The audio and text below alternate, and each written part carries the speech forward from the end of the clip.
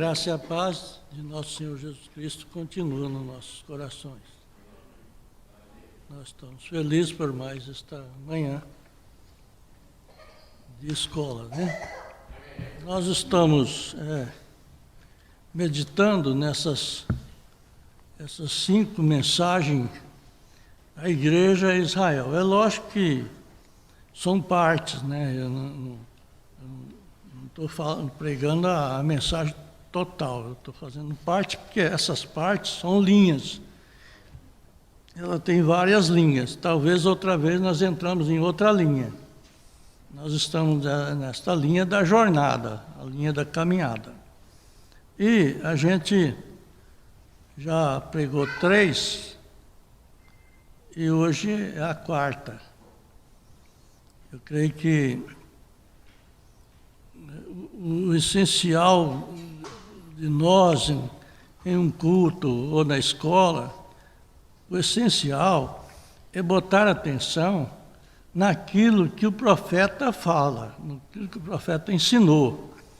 Que nós estamos aqui para aprender do profeta. A minha ideia pode valer alguma coisa, eu posso dar alguma ideia, alguma coisa, mas a minha ideia não vai arrebatar ninguém. Quem vai arrebatar é a mensagem do profeta. É ela que vai trazer a mudança do nosso ser. Então, aqui no capítulo 13 de Números, o título que eu vou dar para essa parte da mensagem é o medo e a coragem. São 2 coisas opostas, né? O medo e a coragem. É uma oposição. E nós vamos meditar chegando ali em Cades Barneia. Vocês vão notar que Cades Barneia foi um lugar de juízo, de julgamento. E falou o Senhor a Moisés, dizendo: envia homens que espiem a terra de Canaã, que eu hei de dar aos filhos de Israel. De cada tribo de seus pais enviareis um homem, sendo cada um príncipe entre eles. E enviou-os Moisés do deserto de Parã, segundo a ordem do Senhor. Todos aqueles homens eram cabeça dos filhos de Israel. Amém? Oremos. Senhor, vivifica a sua palavra nos nossos corações e ensina nós a ser melhores cristãos. Amém, Senhor. Amém. E o profeta menciona aqui, no parágrafo 3 dessa mensagem, o que ele fez de sequente nessas 5 mensagens. Aqui ele está falando das 4, né? Das 3 passadas, e agora nós vamos falar da 4ª. Então, ele disse: ontem à noite o Senhor nos abençoou e nos trouxemos até o Mar Vermelho. Chegamos até a rocha ferida, tudo diante de Deus. Agora, hoje à noite, nós o levamos a Cades Barneia, até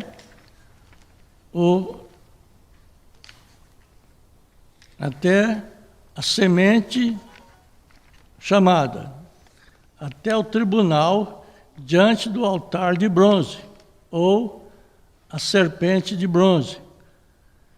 Tudo bem. Descobrimos que, levando a igreja de volta apenas para uma pequena prévia, descobrimos que Deus prometeu a Abraão que ele iria salvá-lo, dar-lhe uma promessa incondicional. Aliança incondicional. Incondicional, vocês já sabem. Ele salvaria, ele e sua semente, salvaria Abraão e sua semente. Nem toda sua semente, porque quando nós pensamos assim, pensamos, tudo que é filho de Abraão é semente de Abraão. O profeta ensina que não é. Você vai ver.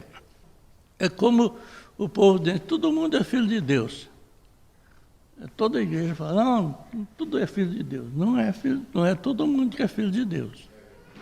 Assim como não é todo mundo que é Israel. Então, ele diz aqui, ele salvaria ele e sua semente. Nem toda a sua semente, mas sua semente prometida em Isaque.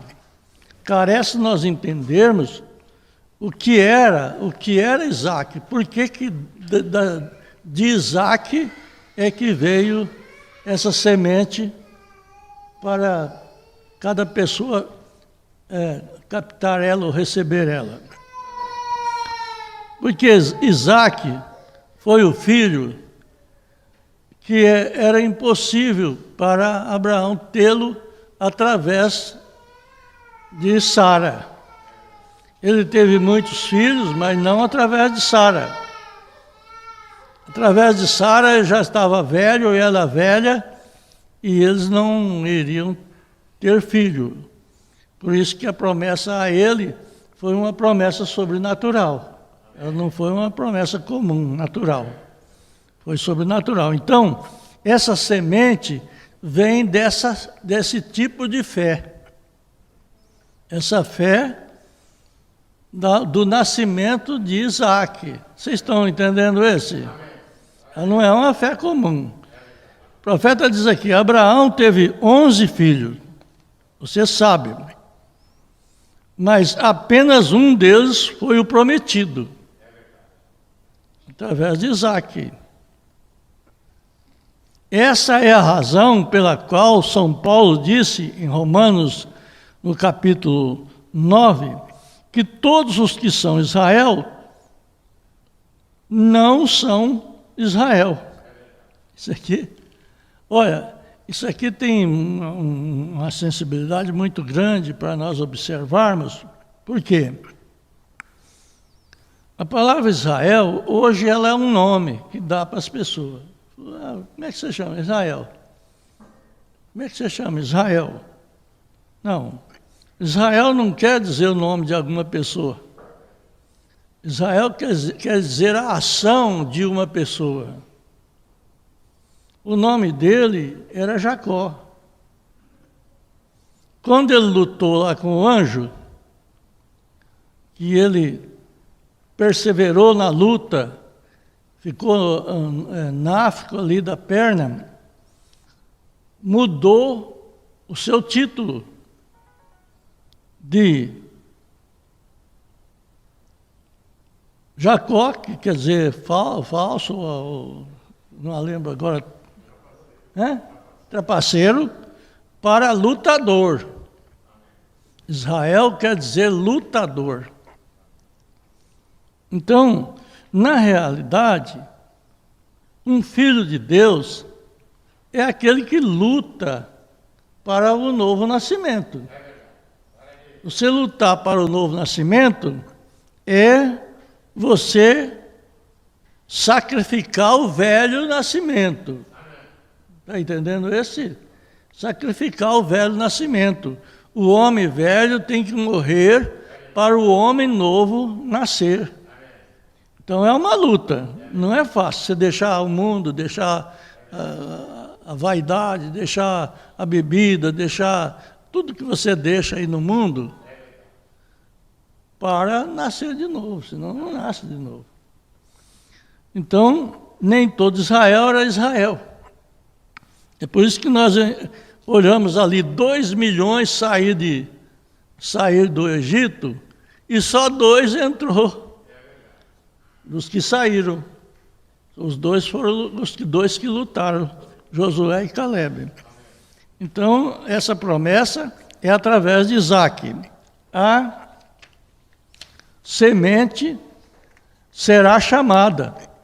Agora, então, Deus, através de Isaque, representando Cristo. Vocês vão notar que nós não temos muito discernimento da expressão da palavra Cristo. Nós pensamos naturalmente que Cristo é uma pessoa física de Jesus. E não é. Cristo é a pessoa abstrata que morava dentro de Jesus. E essa pessoa que morava dentro de Jesus, ela foi enviada para nós através do Pentecoste, como o Espírito Santo. E para você adquirir ela, você tem que lutar. Ninguém vai para o céu tranquilo, não. Tem que ser lutado. Então observamos que Cristo estava em Abraão. Cristo estava em Isaac, essa unção. Que o que faz você ter fé é a unção. Cristo estava em Moisés. Essa é a razão que hoje à noite, estudando esse êxodo da igreja, creio que estamos no êxodo novamente. Bom, vamos entender o que era o êxodo, né? O êxodo foi quando eles saíram do Egito. Êxodo é saída, eles saíram. Se você pensar bem, Moisés chamou eles e saíram. Não foi bem assim só.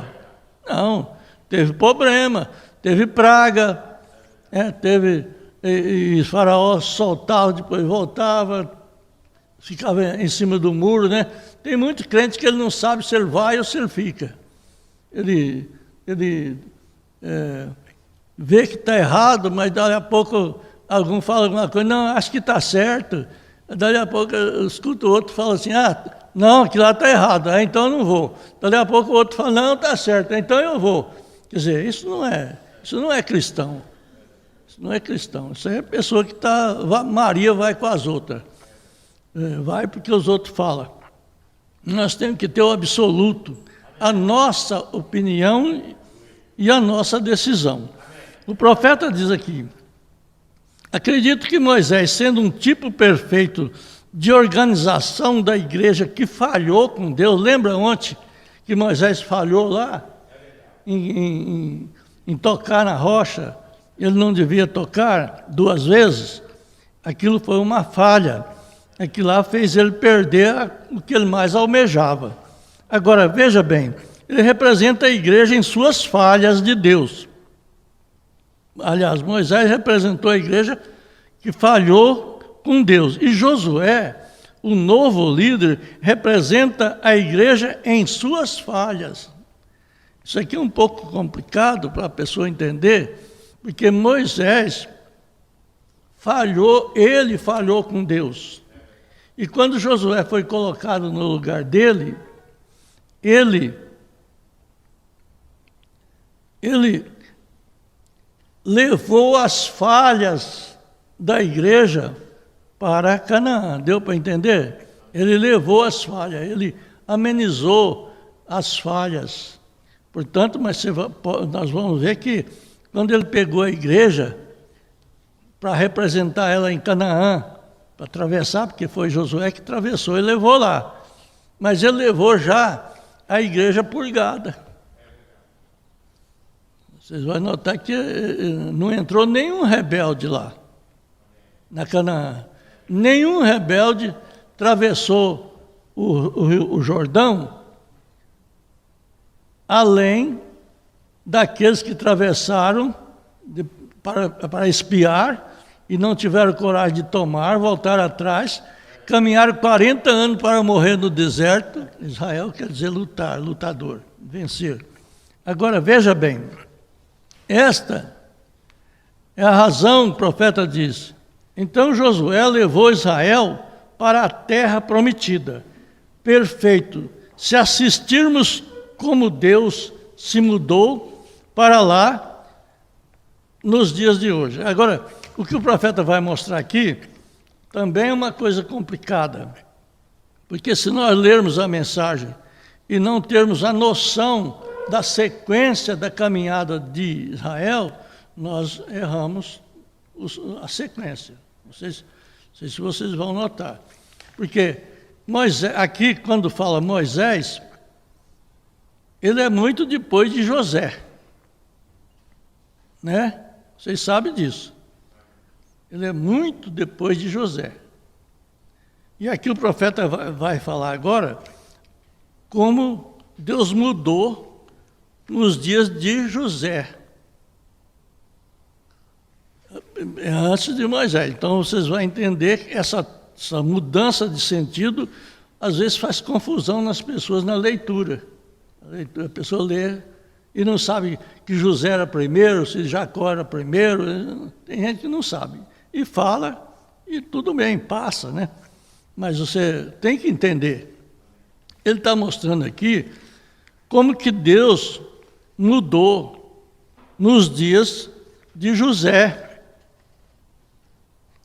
Os dias de José do Egito, o Egito foi uma bênção para Israel. Vocês já meditaram nisso? Ela foi uma bênção. Por quê? Porque os filhos de Jacó estavam perecendo lá em Canaã. Lembra que a venda de José pelos irmãos trouxe problema, né? Trouxe anos de miséria, 7 anos de miséria, 7 anos de fome. Depois José teve aquela visão das 7 vacas gordas, 7 vacas magras. Não vou explicar isso, vocês já conhecem. Então, quando os irmãos de José foram lá comprar alimento, porque em Canaã não tinha, estava passando fome, e lá no Egito tinha fartura, o Egito tinha fartura por causa de José. Deus estava em José, entendeu? Então, eles chegaram, foi uma benção para o Egito. Quer dizer, acredito que muita gente queria mudar para o Egito. Olha, isso é um tipo perfeito do que nós já passamos na mensagem. Nós tivemos tempo e quando nós entramos na mensagem foi uma alegria tremenda, foi uma felicidade. Que bom, né? Deus estava ali, Deus estava naquilo ali. Deus não estava em José? Mas José foi um tropeço para os irmãos. Ele foi vendido. E o próprio Deus estava no assunto. Você vê como que é as coisas? Deus estava no assunto. Deus já tinha profetizado para Abraão antes de Isaac nascer, o pai de José. Antes de Isaac nascer, Deus tinha profetizado para Abraão que a descendência dele ia ser peregrina no Egito. 400 anos. E depois ia sair vitorioso. Vocês conhecem isso? Isso é antes. Então, o que Deus faz? Deus traz bênção, e quando você se acostuma com a bênção, Deus tira a bênção. O homem é assim, você se acostuma com a bênção. E Deus tira ela, porque quando você se acostuma, você relaxa. Você acha que você tem direito de fazer isso, de fazer aquilo. Você relaxa.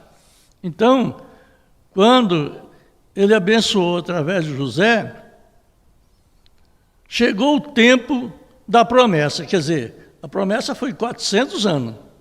Quando passou 400 anos, quer dizer, nós estamos aqui com 400 e poucos anos, 500 anos, eu não me lembro quantos anos nós temos aqui no Brasil. Em 54 foi 400 anos. Quantos anos nós temos? Quase 500 ou 500, vamos dizer assim, para vocês entenderem. No Brasil, quer dizer, ninguém de nós sabe de onde é que nós viemos. Nós sabemos que somos descendentes de português, outro de italiano, outro de africano, mas você não tem certeza de que lugar que você vai voltar, não tem. Assim, era Israel, com 400 anos no Egito, eles estavam estabelecidos. Tudo com as suas firmas, com as suas casas, com as suas famílias. E Deus tinha que cumprir a sua promessa, tinha que tirar com um braço forte, e esse braço forte era Moisés, que nasceu no tempo da tormenta, que matava todos os meninos. Não é? Nós aprendemos ontem. Então, as coisas começaram a mudar de forma diferente. Era hora de uma libertação. Isso aqui bate muito no nosso ser, na nossa alma. Vocês que estão novos no caminho, vocês só sofrem o dano da primeira puxada, do primeiro tranco, vamos dizer assim. É como um lutador, vocês só sofrem o primeiro soco. Mas nós que já estamos velhos, já tomamos muito soco, muito tranco, sabe? Então, vocês têm mais dificuldade para ter libertação. Dá para entender o que eu quero dizer? Vocês têm muito mais dificuldade. Nós temos mais porque nós já sabemos tudo o que passamos e ainda sabemos o que vamos passar. Agora, as pessoas começaram a gemer e chorar no Egito. Aquilo que era bom, estava festa, estava alimentando todo mundo. Quanta gente que veio ali para viver, porque a coisa estava boa. Quanta gente que saiu da denominação e veio para a mensagem, porque estava boa, era boa. E agora estão gemendo e chorando. Mas não vieram para o lugar bom.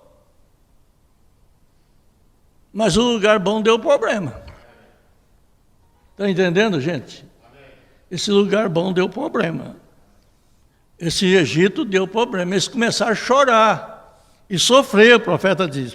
Então Deus desceu para libertá-los. Quando você reclama, você nota aquele anjo que Jeremias, Ezequias, mandou com tinteiro para assinalar os que gemiam por causa das abominações.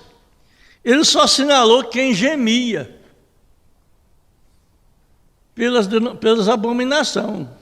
Os que estavam bem não assinalou, não.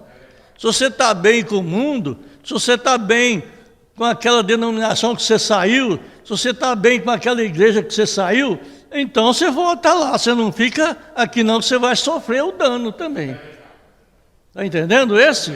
Isso aí é o que nós temos que botar na nossa mente. Ele só marcou, sinalou a testa daqueles que gemia e estava sofrendo por causa das abominações. Eles viam as pessoas sofrer o erro, a falha, errando, e ficar sofrendo, e Deus veio para libertar eles. Se você notar, é o que Deus fez com nós agora. Deus veio libertar nós. Libertar quem sofre contra a abominação, contra o adultério, contra a fornicação, contra o pecado. Se você não está sofrendo contra isso, é bom você ficar do jeito que estava. Está entendendo, gente? Não adianta ficar querendo ser pomba quando você é urubu. Tem que ser ou pomba ou urubu.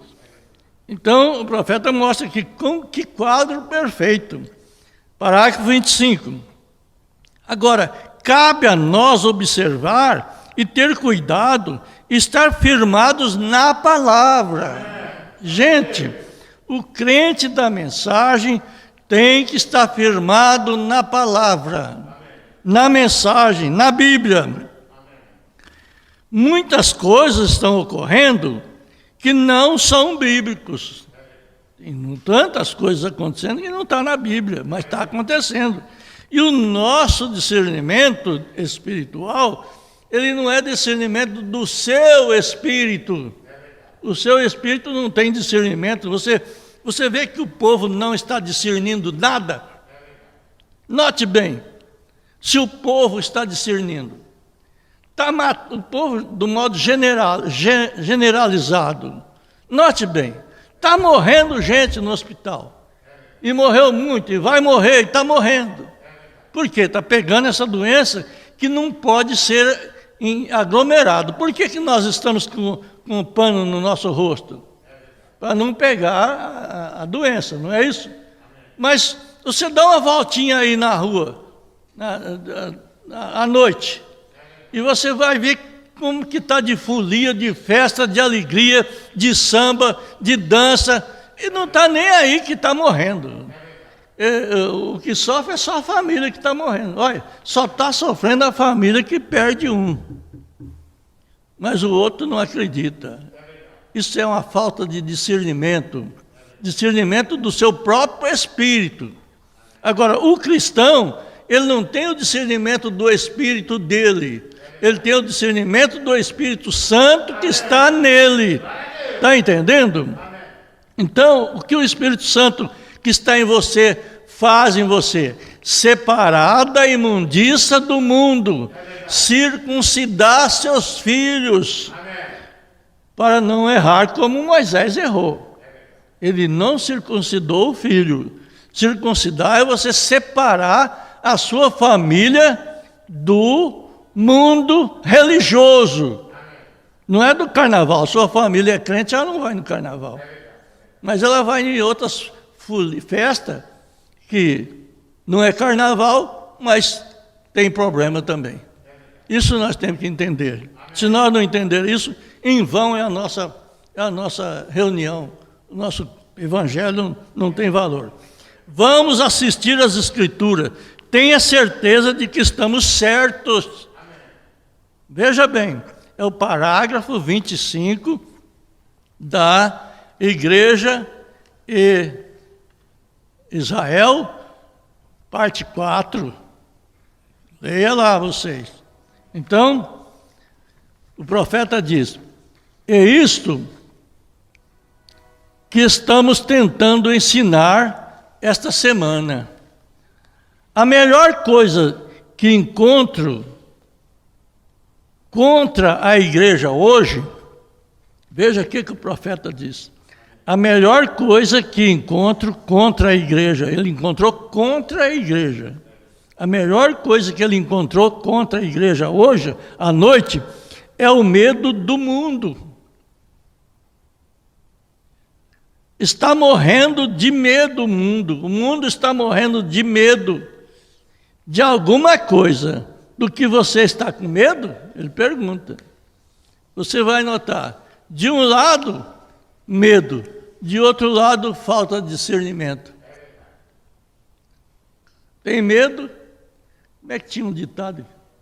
Tinha um ditado, minha mãe falava muito. Tem medo, mas não tem vergonha, ela falava. Tem. Até hoje?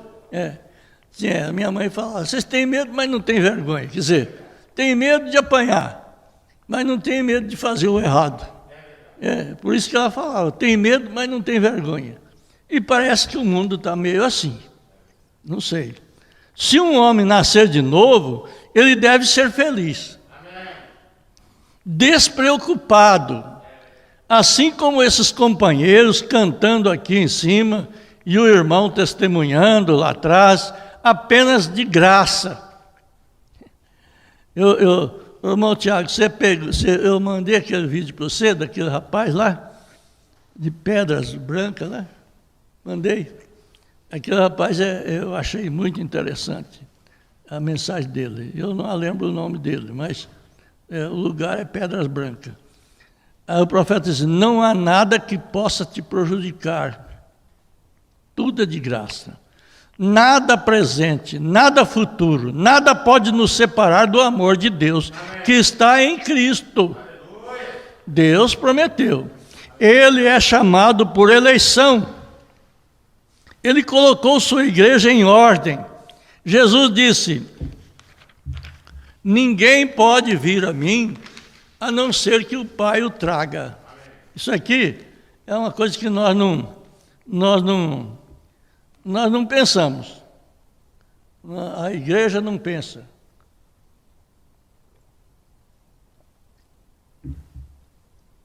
A igreja não pensa isso.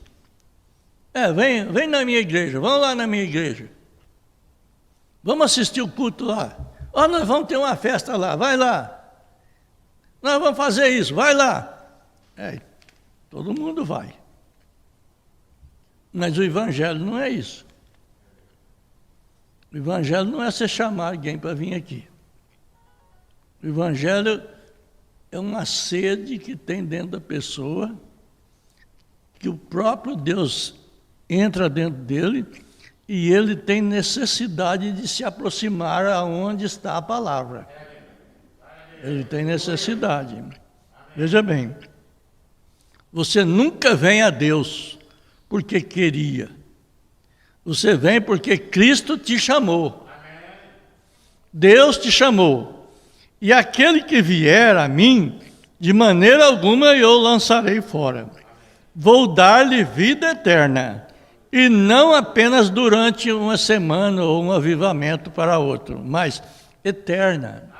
Agora, é por isso que o profeta diz que o nascido de novo é feliz.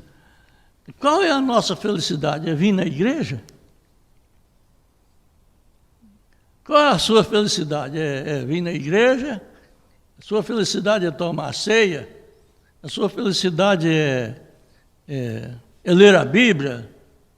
Não, tudo isso faz uma parte, mas a sua felicidade é ter a vida eterna. Eu não sei se vocês observam assim. E ele tem vida eterna, quem vem a ele não terá. E ressuscitará no último dia. Ó, que coisa! Se isso não tira o vento das velas de Satanás. É outra coisa, né? Hoje nós não conhecemos isso. Vento de vela, né? Nós entendemos vela, aquela coisinha de cera que tem uma foguinha, um foguinho ali no barbante. Vela aqui não quer dizer isso. Vela quer dizer aquelas coisas que nós não vemos mais. Aquelas, vamos dizer, um lençol no barco, vários lençóis no barco, bandeiras de pano que virava ela e o vento jogava ela na direção que você quer. O marinheiro daquele tempo, ele sabia virar elas, que podia vir um vento do norte e ela rodava para o sul. Você acredita nisso? Acredita? Ele tinha tanto virada nas bandeiras que o vento vinha, ele estava indo para o sul. E o vento do norte, logicamente, tirava ele de rumo. Então ele virava as bandeiras, o vento vinha contra, ele virava as bandeiras, o vento entrava por aquelas bandeiras e saía para o outro lado e levava o barco para o norte, da onde vinha vindo o vento. Não sei se vocês entenderam. O vento de Satanás é aquele vento de dúvida que você tem. Não sei se eu estou certo, não sei se o fulano está certo, não sei se a igreja do fulano está mais certa do que a nossa, eu não sei, isso aí é vento de Satanás. Você tem que ter um absoluto e saber se você está certo. Se você não estiver certo, busque virar suas bandeiras para te levar no rumo certo. Senão, que adianta nós ser crentes 50 anos e viver soprado pelos outros? Você tem que ter sua decisão. O profeta diz, agora eu não sei o que faz. Diga como você sabe. Eu disse, Jesus disse, assim diz o Senhor. É assim que nós sabemos. Agora veja o medo. O medo é ruim. No parágrafo 73, o profeta diz, eles chegaram ao lugar chamado Cades Barneia. Agora, queremos estudar isso apenas um momento. Cades Barneia, né?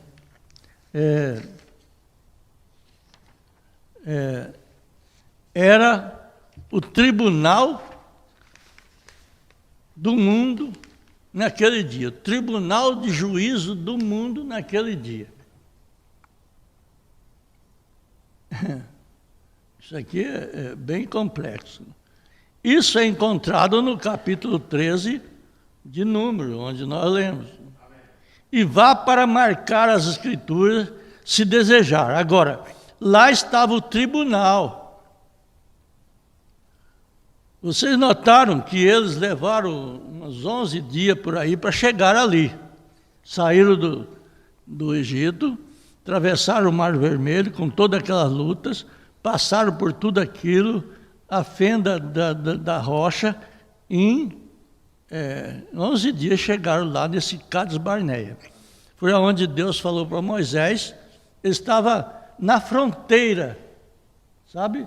Só tinha o rio Jordão e Canaã, atravessar. Estava pertinho. Essas 12 pessoas que foram para ver se era verdade a notícia que dava nos rolos, nos livros, nos rolos. Então eles foram lá ver se era verdade que tinha cacho de uva que precisava 2 homens para carregar, se era verdade que tinha bastante mel, se era verdade aquilo. Eles foram lá e viram que era verdade. E voltaram. Só que eles não viram só o que era bom. Eles viram também o que era ruim. Então, na palavra, na sequência da palavra, na jornada da nossa vida, você tem que ver o que é bom e enfrentar. Porque se você olhar para o ruim, você vai fracassar.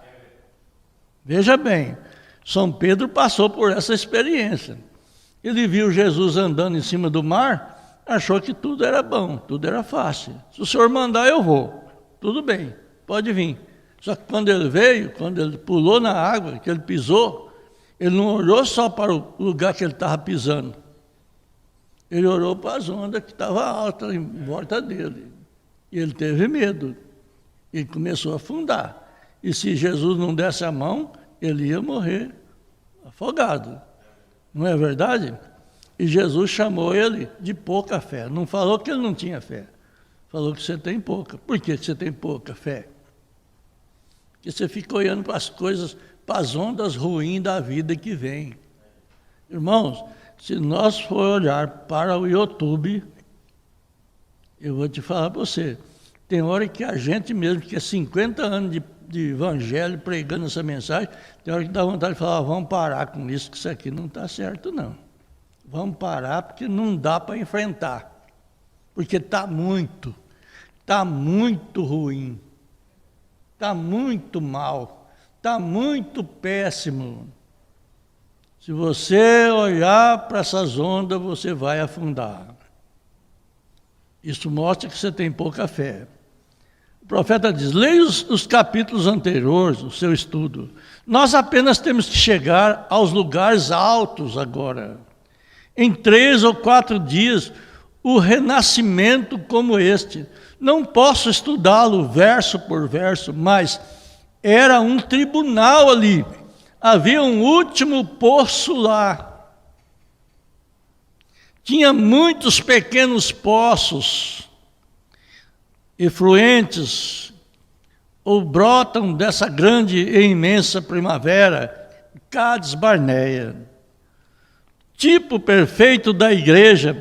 A igreja é o tribunal de julgamento.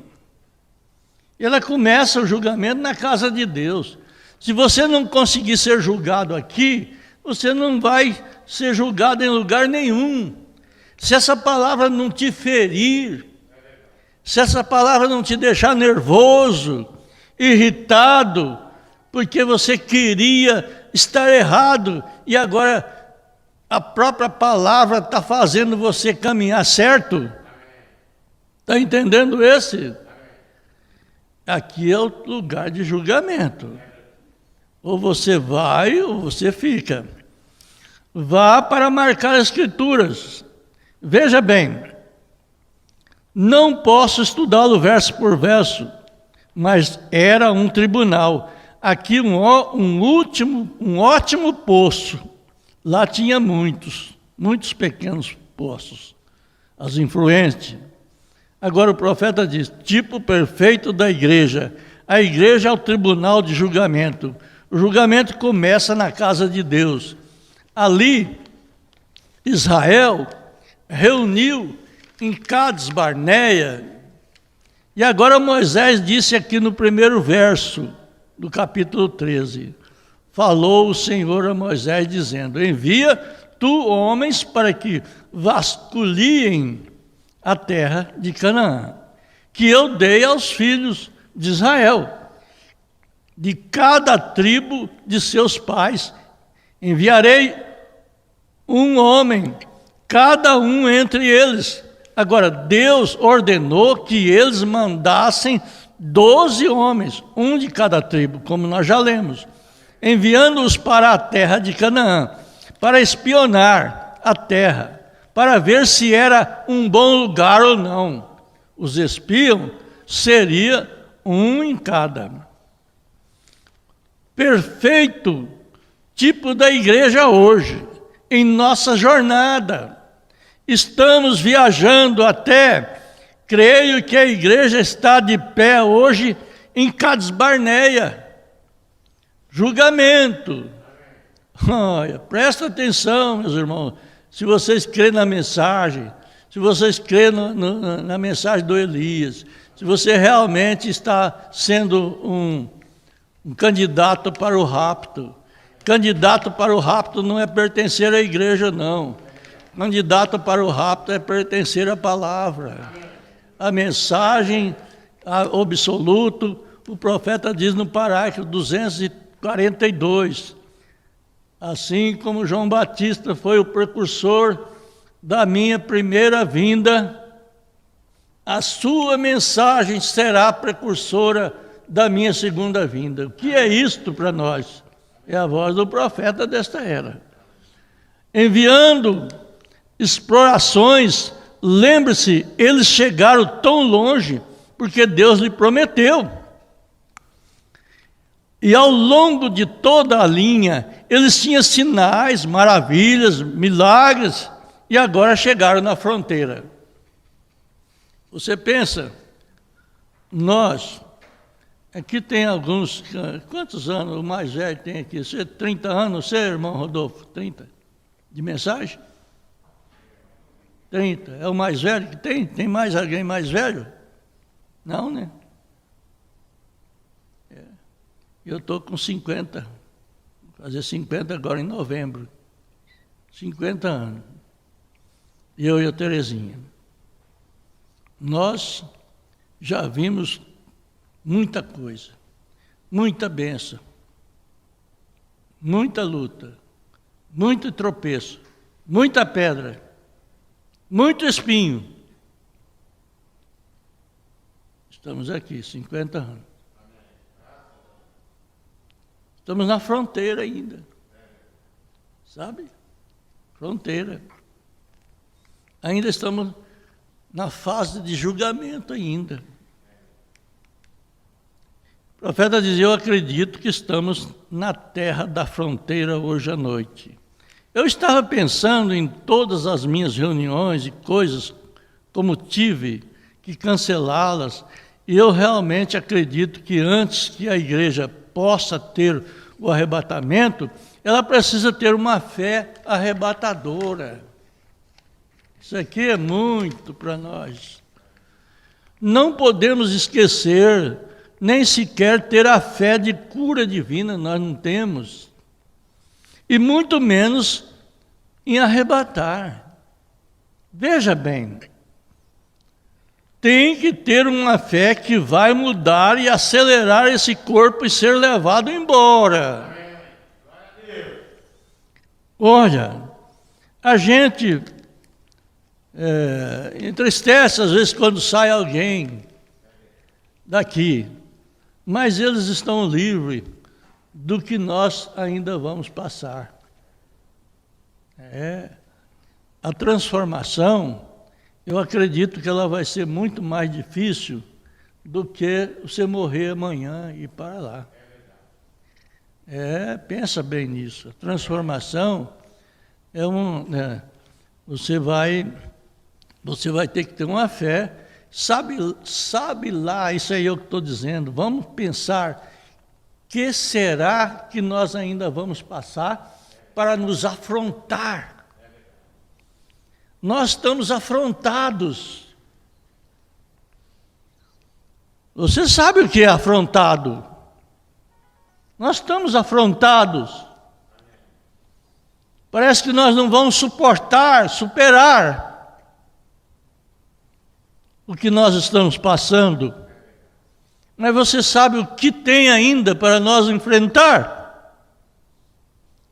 Qual será a próxima afronta que vier ou que virá? Porque nós precisamos de uma fé. Se nós tivermos fé para ter uma dor de parto agora, para separar de um organismo ou de um sistema, tivemos uma fé para separar desse sistema que estava aprisionado nós por 50 anos. Pensa nisso.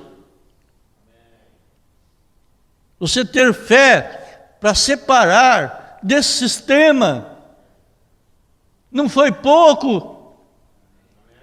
Não é pouco. É muito. É bastante. Quando a Bíblia diz ali, Jesus falando, aquele que não deixa pai e mãe por amor a mim, não é digno de mim. Nós não pensávamos que jeito que era, que jeito que seria. Quantos de nós estamos deixando pai, deixando mãe, por amor da palavra, e a palavra é Jesus. Se você não deixar seu irmão, por amor à palavra, você não é digno dela, você não é digno da mensagem.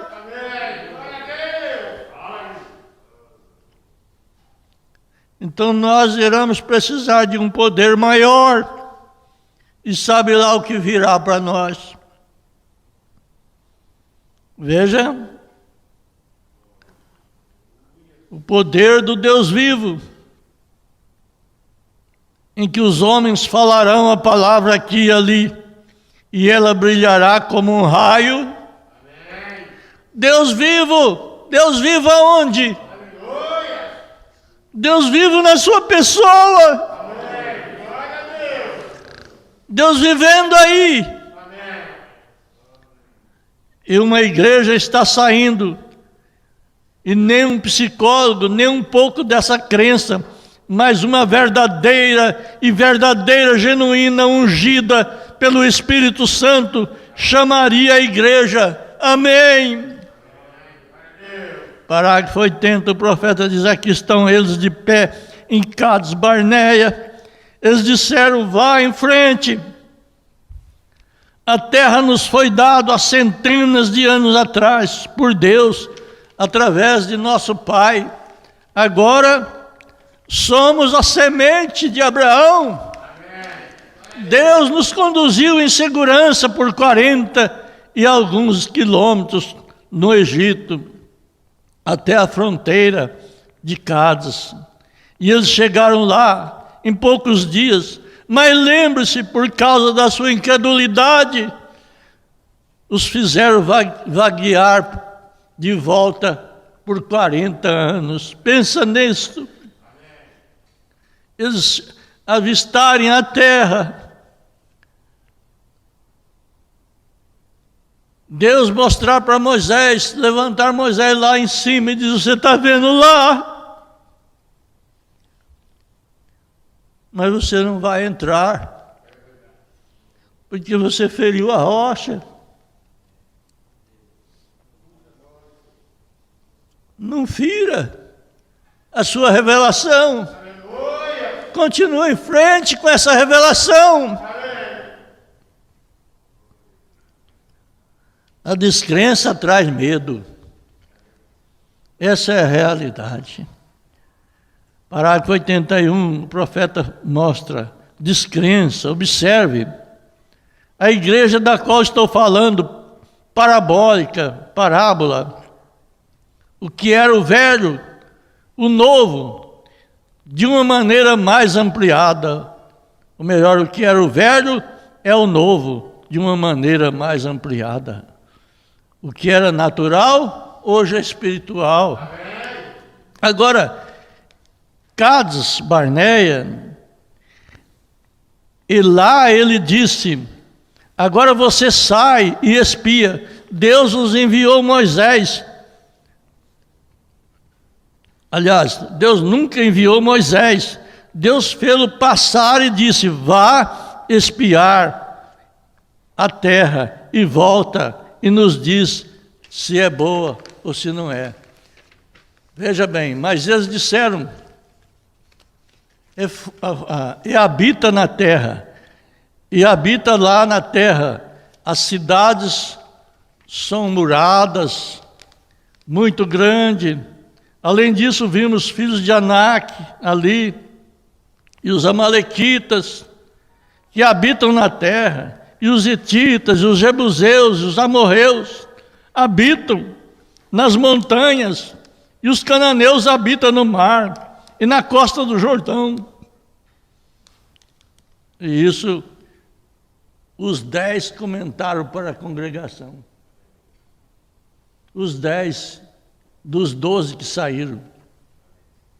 10 não tinha fé. Dos 12, 2 só. Disse o profeta de Josué e Calebe. Acalmou o povo diante de Moisés e disse: vamos subir de uma vez e possuí-lo, pois somos capazes de superá-lo. Ele pensava, Josué e Calebe, que agora mesmo ele iria passar por lá de lá, porque os espias foram e voltaram. Com certeza eles pensaram: nós já vamos lá e já entramos, vamos! Mas Deus não ia deixar os incrédulos entrar. Olha, pensa nisso. Deus não deixa os incrédulos entrar. O ímpio não permanece na congregação dos justos. Você pensa que uma pessoa que aceita qualquer coisa na mensagem, ele é crente? Ele não é crente, ele é incrédulo. Pensa nisso. Se ele está aceitando tudo quanto é coisa e achando que tudo está certo, tudo está bem, tudo está bom, vamos em frente, ele não é crente. Deus não deixa incrédulo entrar. Ele tem que fazer uma divisão, de um jeito ou de outro. Sabe? Ele fez. Eles rodaram 40 anos para trás. E dirigido por Deus. Pensa bem isso. Não foi dirigido pelo diabo. A coluna não saiu da frente deles. A coluna é o anjo do pacto. Ela caminhou na frente deles. E ao invés de eles enfrentar e atravessar o Rio Jordão, eles estavam dando volta para trás, até morrer o último dos que saíram. Entendam isto. Eu creio que nós estamos num tempo de morrer os últimos rebeldes que entraram na mensagem. Porque o que Deus fez com Israel, Ele faz com a igreja. É a mesma coisa. Note bem. Então Calebe acalmou o povo, a igreja. Moisés disse: vamos subir de uma vez e possuí-lo, pois somos capazes. Eu gosto disso, diz o profeta.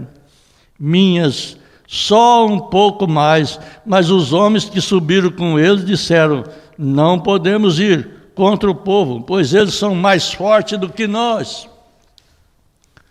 Não admirem da força dos demais, dos outros.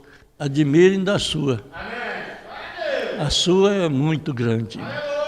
A terra, ou uma terra ruim, ou se podemos levá-lo, ou o que está, que o outro, você vai e descobre. Parágrafo 84, o profeta diz: 10 dos 12 disseram: eles são um povo medroso. O melhor profeta diz: eles são um povo medroso. Veja, aqui, que visão, escute isso. Quando passamos agora para o versículo 17, ou versículo 27, diz o profeta, antes de ler, vai em frente e diz lá: os homens que foram enviados. E quando eles voltaram, seus corações estavam desmaiados de medo. Eles disseram, ó, eles são ótimos homens, ouça aqui. E disseram-lhe, ele disse, nós entrar em terra com a qual tu nos enviou, em verdade mana leite e mel, e é um fruto, assim como Deus havia prometido. Agora observe, no entanto, o povo trouxeram um relatório maligno da terra, que havia procurado. Eles viram tudo bom, mas o resultado maligno é que eles disseram assim, olha, escute isso, continua dizendo, parecemos gafanhoto ao lado deles, somos muito fracos do lado deles, eles são muito fortes. Os amalequitas sempre foi assustador. Os amorreus, os jebuseus, o profeta mostra que esses 5 eus representam os nossos sentidos. Imaginação, memória, raciocínio, afeto. São 5 que atrapalham a nossa fé. Você tem que amortecer esses 5 eus e dar à sua fé a força total. Mas Caleb e Josué disseram, podemos aguentar. Somos capazes de fazê-lo, porque eles são capazes de fazer isso. Deus havia prometido que ele iria fazer isso. Amém?